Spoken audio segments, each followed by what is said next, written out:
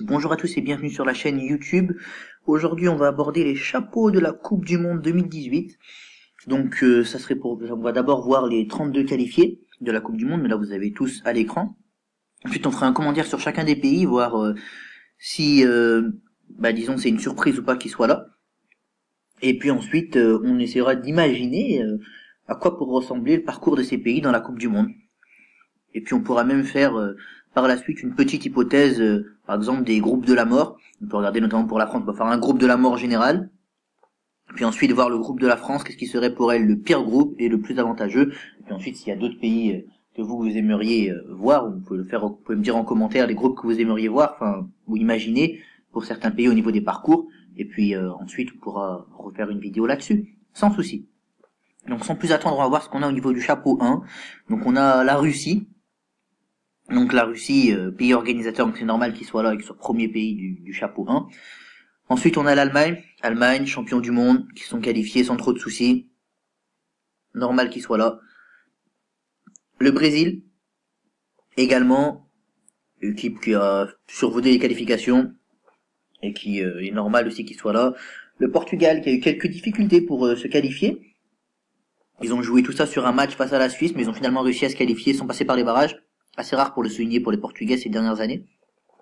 L'Argentine, qui a souffert pour se qualifier, elle a eu énormément de mal, mais finalement elle a réussi à se qualifier. On est passé pas loin d'une Coupe du Monde sans Argentine. Comme vous voyez, il y a des absents, mais je pense que je referai une vidéo sur les absents de la Coupe du Monde et les raisons qui expliquent l'absence de ces pays. La Belgique, qui a survolé son groupe, pour le coup c'est peut-être le Cador qui était dans le groupe le plus facile. La Pologne, qui s'est également qualifiée. D'ailleurs, ça m'étonne de retrouver la Pologne dans le chapeau 1. Vous me direz si vous aussi ça vous étonne. Moi, ça m'étonne de les retrouver. Bon, après, c'est les spécificités du classement FIFA. La France, qui se retrouve aussi dans le chapeau 1. Et donc, qui s'est qualifié, ils auraient pu se qualifier plus tôt, hein. Il y avait notamment la petite déroute face à la Suède au Stade de France, avec le but gag que prend Hugo Lloris. Mais bon, ils sont là, c'est l'essentiel.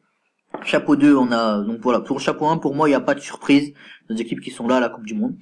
Chapeau 2, on a Espagne, pas surprise, hein, une équipe qui a très bien joué, fait de très bonne qualification. Pérou, là pour moi c'est une surprise, qu'il soit là à la Coupe du Monde. On s'attend pas à trouver le Pérou à une Coupe du Monde. En plus chapeau 2, c'est quelque chose d'assez étonnant. Va falloir voir ce que ça vaut le Pérou. Je les ai pas trop vu jouer. Vous me dites en commentaire si vous les avez vu jouer. Moi, pas tellement. La Suisse, rien de surprenant à ce qu'ils soient là. L'Angleterre non plus. Ils se sont plutôt bien débrouillés en qualification avec une attaque de feu, hein, avec Dele Alli, Harry Kane, etc. La Colombie, rien de surprenant non plus, même si on pourrait dire qu'ils ont plus, ils ont pas un James Rodriguez, c'est pas ils ont un James Rodriguez mais qui est pas aussi influent qu'un Ronaldo ou qu'un Messi peuvent l'être dans leur pays, pourtant il arrive à amener son équipe là où il faut. Alors là, d'ailleurs je vois que sur mes slides, je vois qu'il y a une petite erreur, puisque l'Italie n'y est pas, c'est la Suède. Et oui, j'ai dû faire ça avant, j'avais fait le pronostic que l'Italie le remonterait, mais finalement c'est la Suède, donc c'est la Suède. Je vous mets la petite souris à l'endroit, hop.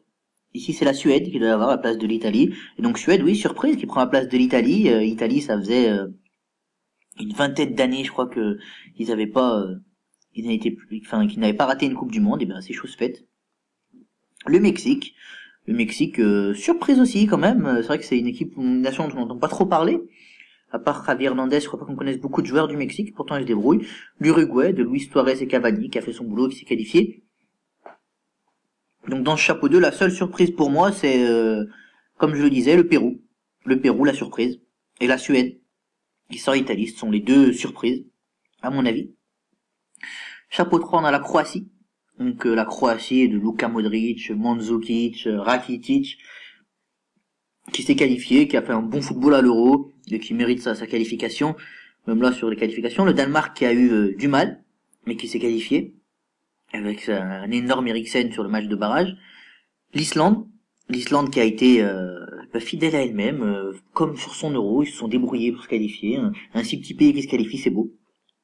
Le Costa Rica, qui est aussi pour moi une surprise, mais l'Islande, je les mets quand même dans les surprises. Hein. Le Costa Rica, qui est aussi pour moi une surprise, mais qui s'est qualifié. Je me sens pas connaître de joueurs costaricains, mais bon. La Tunisie, qui s'est qualifiée. Ça faisait longtemps qu'on n'avait pas vu la Tunisie en Coupe du Monde. 2006, c'est la dernière fois qu'on avait vu la Tunisie en Coupe du Monde. Ils n'avaient pas fait grand chose. On va voir ce qu'ils vont faire cette fois. Petite surprise également de les voir, les Tunisiens. L'Égypte, qui également avait du mal à se qualifier, ça fait une bonne vingtaine d'années, je crois que l'Égypte, voire plus, que l'Égypte se qualifie pas en Coupe du Monde. Donc surprise également de voir les Égyptiens, qui sont très bons sur le continent africain, en règle générale, mais pas du tout en Coupe du Monde. Ça fait longtemps qu'on les a pas vus. Le Sénégal qui est la dernière participation en 2002, avec Aliou Cissé sur le terrain, ils avaient battu l'équipe de France, on s'en rappelle, en 2002 en phase de poule de Coupe du Monde. Cette fois, Aliou Cissé est sélectionneur et c'est son équipe qui va jouer sur le terrain. Et puis ensuite, on a l'Iran. L'Iran, on les avait déjà vus aussi en 2006 à la Coupe du Monde, après plus. Donc il y a beaucoup de retours. Donc ces retours poussent aussi des absents, mais on fera une vidéo qui parle des absents de la Coupe du Monde. Mais oui, pour moi, les surprises ici, je dirais l'Iran, c'est quand même une surprise dans le chapeau numéro 3. L'Iran et la Tunisie et le Costa Rica. C'est des surprises. L'Islande moindre mesure, parce que bon, ils ont quand même fait un euro solide et ils ont juste confirmé. Chapeau 4, la Serbie. Donc la Serbie qui s'est débrouillée pour se qualifier. Ensuite le Nigeria, qui s'est également qualifié. L'Australie habituée des Coupes du Monde. Le Japon également. C'est voilà les boss de l'Océanie, hein, Japon et Australie. Le Maroc, qui s'est également qualifié pour cette Coupe du Monde. Surprise d'essayer de retrouver le Maroc là, la Coupe du Monde. Ils font partie pour moi un peu des outsiders. Le Panama, alors Panama, grosse surprise, je n'ai pas souvenir d'une Coupe du Monde avec le Panama, vous me corrigerez en commentaire, mais je crois pas. La Corée du Sud, qui est toujours là, et l'Arabie Saoudite, qui était là en 2002, en 2006. C'était pas là ni en 2010, ni en 2014, si j'ai bonne mémoire, mais voilà. Alors, sur ce chapeau 4, la surprise, c'est peut-être voilà, de voir l'Arabie Saoudite et pas de trouver un pays comme le Qatar, qui pourtant se prépare à accueillir la prochaine Coupe du Monde 2022. J'aurais pensé que le Qatar puisse se qualifier, parce que c'est vrai qu'on dit qu'ils préparent une grosse équipe, ils essayent de faire venir du monde, de naturaliser des gens.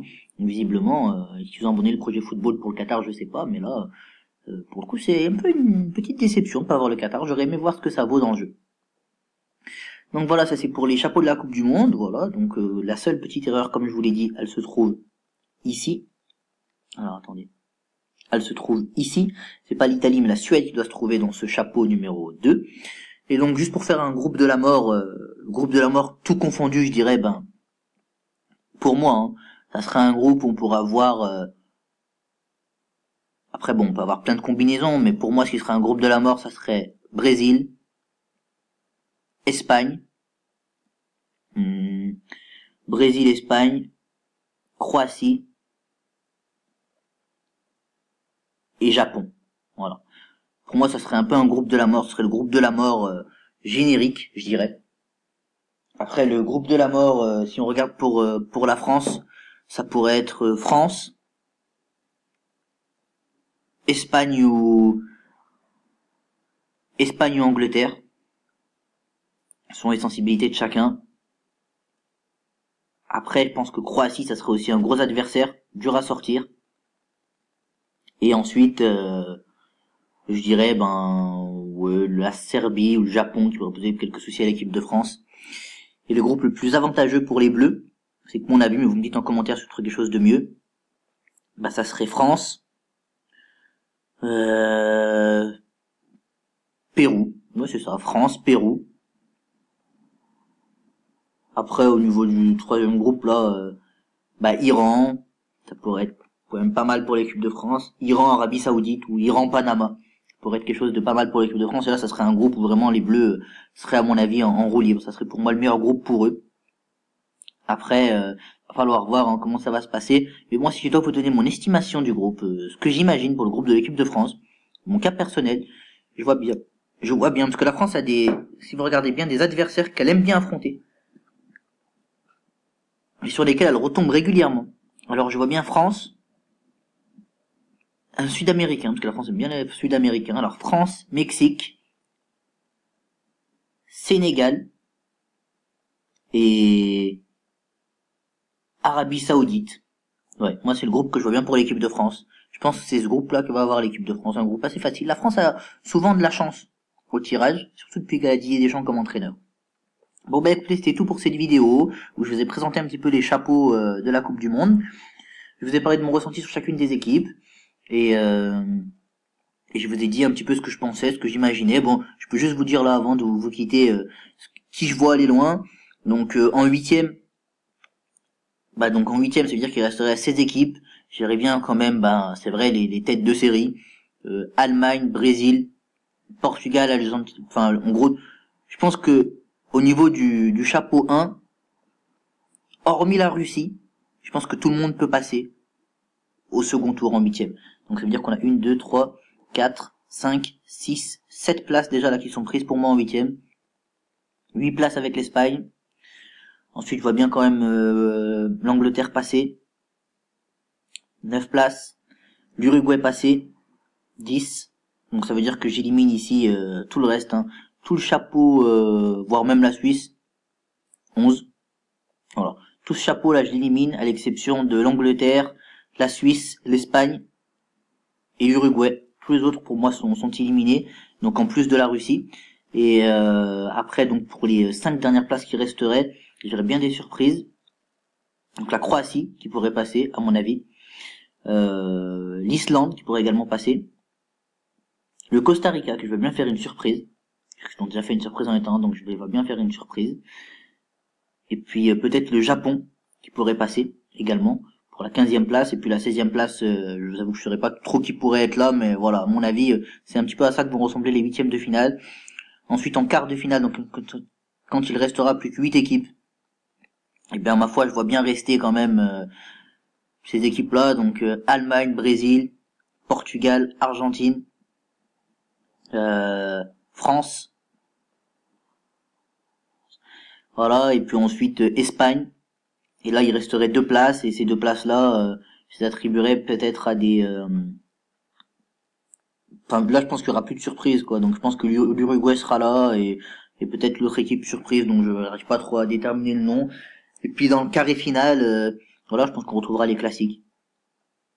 Après, je peux me tromper, peut-être que ça sera une Coupe du Monde surprise. Moi, je vais bien rester, voilà, dans le carré final, à condition qu'il n'y ait pas d'affiche opposition directe, hein. Mais je vais bien rester dans le carré final, donc les 4 derniers, Allemagne, Brésil, France, et j'ai envie de mettre une pièce sur la Belgique. Et je vois bien ensuite, en finale, un Sud-Américain contre un Européen. Un Brésil-France ou un Argentine-Belgique. Voilà, donc comme je vous ai dit, c'était mon avis sur les différents chapeaux de la Coupe du Monde. Je vous ai un petit peu présenté ça. J'ai fait des petites simulations de groupes de la mort. Vous me dites ce que vous en pensez. Vous faites vos groupes si ça vous amuse. Moi, je vous dis ciao, à la prochaine. Peut-être sur une vidéo sur les absents de la Coupe du Monde. Ça pourrait être pas mal. Si je la fais, je la ferai très rapidement, sûrement demain. Et puis, n'hésitez pas à liker, partager, commenter la vidéo. Faites tourner la chaîne à vos amis. Plus on est fou, plus on rit. Moi, j'ai hâte de vous retrouver. Je vous dis salut.